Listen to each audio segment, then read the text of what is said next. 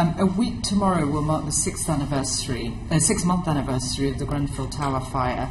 At the time when the Prime Minister met victims in June, she said that whatever it takes to help those affected get justice and keep our people safe. And in your budget statement, you said this tragedy should never have happened, and we must ensure that nothing like this and like it ever happens again. And you made the announcement, which is welcome, of 28 million to Kensington and Chelsea Council to help those affected. But a recent FOI request from the BBC revealed that 2% of Britain's 4,000 tower blocks, I have many in my constituency, run by councils and housing associations, were in need of sprinkler system, and to retroactively fit those, it would cost £1 billion. So why isn't the government making that the funding available to honour the commitment the Prime Minister made back in June, not only to provide justice to the victims but also to make sure it never happens again? Well, first of all, let me just pick up the point you've made about benefits and the benefits freeze.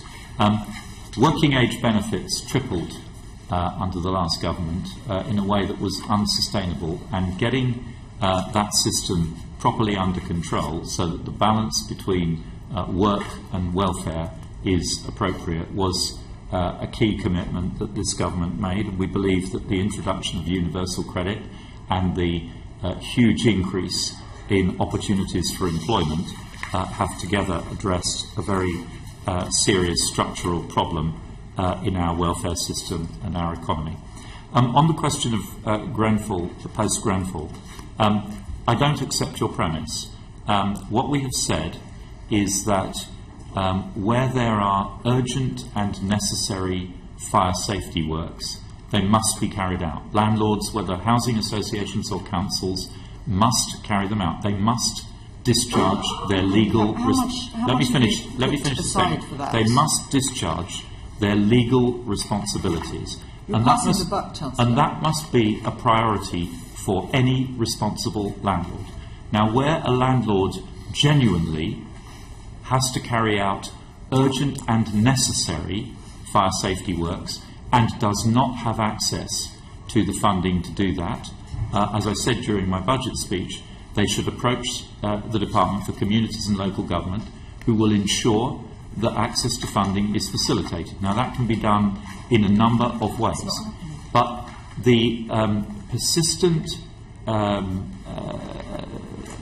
position that some have taken up, that sprinkler systems are always the answer, is not borne out by the facts. Fire safety experts do not support a blanket retrofitting of sprinkler systems so Chancellor, as the best way to deliver fire safety. And a number of councils around London, as you will know, including Islington, Lewisham, have looked at retrofitting sprinkler systems and have decided against it on fire safety grounds. Not the best way to deliver appropriate fire safety.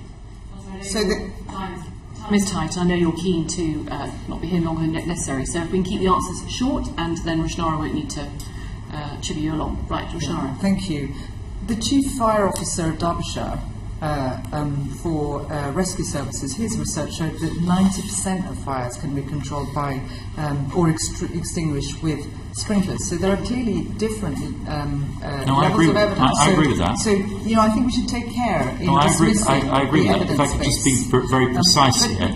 No one disputes. I've got a couple more questions. No one disputes that sprinkler systems are effective at suppressing fire. The question here is about retrofitting of sprinkler systems in existing buildings, which has been rejected by some London councils because it compromises fire compartmentalisation. My question is, you keep referring to the department being able to answer requests for funding. There are reports, including in my constituency, where funding is being redirected to do these urgent repairs and delaying other much-needed repairs and maintenance, and David Orr, when he gave evidence to this of the National Housing Federation, said that housing providers are stuck between a rock and a hard place on this. So it's not working. What I ask you to do is please state how much money the Treasury has earmarked for this issue, because there's a lot of confusion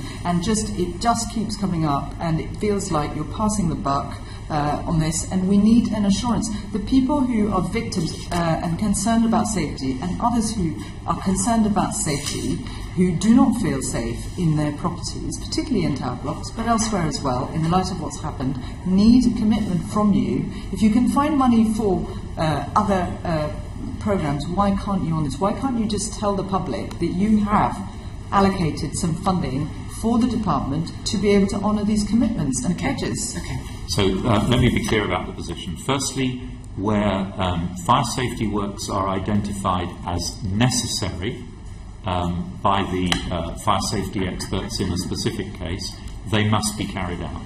Where a local authority or housing association does not have access to funding to do that, then we will ensure that access to funding is provided. That could be by a specific relaxation of a borrowing cap, for example, or in some cases it may require grant funding.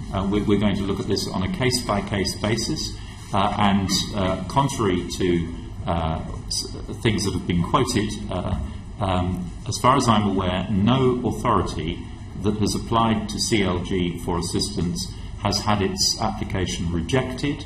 A number of authorities have been asked to provide further information and detail in support of their claim. We're working closely with CLG, and CLG will deal with every claim, every situation that arises.